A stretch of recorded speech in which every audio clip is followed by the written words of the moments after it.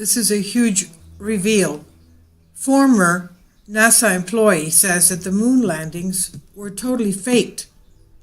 A former NASA contractor claims to have proof that the Apollo 11 moon landings were faked when she worked at the agency a few decades ago. She's not the first one to be claiming this. When Cindy Holland got a job at NASA, she was over the moon. Metaphorically, of course, not in the way she believed the astronauts of the time were as they poodled around on the International Space Station. She says, quote, "I was a college student and janitor for the U.S. Air Force when I applied for the contractor position with NASA." And she recounts and adds, "It was the winter of 1996. I was a single mom to a 5-year-old boy and was trying to get into a career. I was told by several Air Force employees that NASA wanted to hire women and black people, so I sent them my resume." End quote. Within days, Cindy had an interview and shortly after was offered a job. Quote, "It was an entry-level IT support position. I was thrilled and terrified," she says. Of course, it goes without saying Cindy loved her job.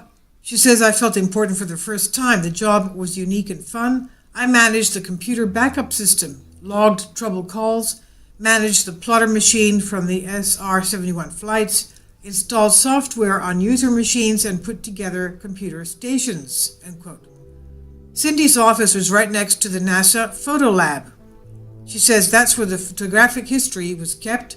It was off limits to most NASA employees unless escorted. Being situated next to the lab, she often heard the technicians and photographers chatting while they were working. One afternoon, she overheard 2 photo lab technicians discussing the Apollo 11 moon landing of 1969.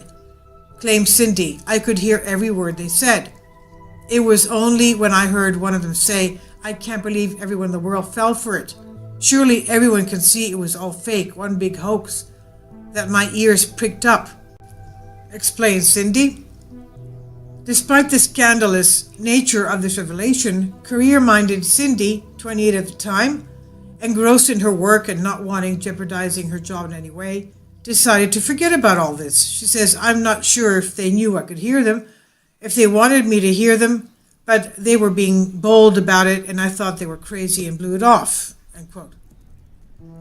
It was only much later, in 2009, that the story sprang to Cindy's mind once more. She says, "I started to become aware of what was going on in the world and began to look into various conspiracies. It all started to fall into place." The first person she mentioned it to was her eldest son, Brandon, then 18 years old. Quote, "Brandon had already worked out for himself that the moon landings were fake, so I decided to tell him about what I'd heard at NASA. He wasn't surprised." End quote. Now 47, a mom of 4 and living in Phoenix, Arizona, Cindy has recently become involved with the Flat Earth movement. Through this, she has discovered that fellow members believe that the Apollo 11 moon landing never happened and that much of what happens around NASA is fake. She says, quote, "I woke up in 2009 and I learned about all the fake stuff the U.S. government had done and were doing. Around that time, I remember an engineer at Lockheed Martin, where I worked after I left NASA, telling me the Earth was flat. I didn't take it seriously at the time. It was not on my radar." End quote. In May of 2016, Cindy saw a YouTube video about the Earth being flat. She says, "I was very surprised." She claims, "I was intrigued and started my journey. For at least 2 weeks, I was in a daze researching.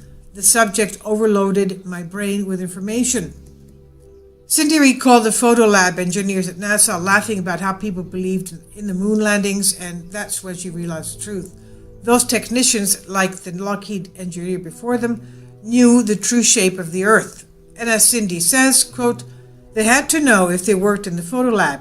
The pilots would bring photographs and take photos. They must have seen a ton of proof." End quote. After further research, Cindy decided that it's time to tell the world. Quote, "I had to speak out," she says. "It's too big a truth to withhold. I was afraid at first, worried about the repercussions, so I didn't speak to anyone about it for months. But now I don't care who I lose or upset by sharing this truth. We are all flat earthers. Some people just don't know it yet. End quote. This is by Jackie Devoy on Your Newswire. I have no idea what to say about this.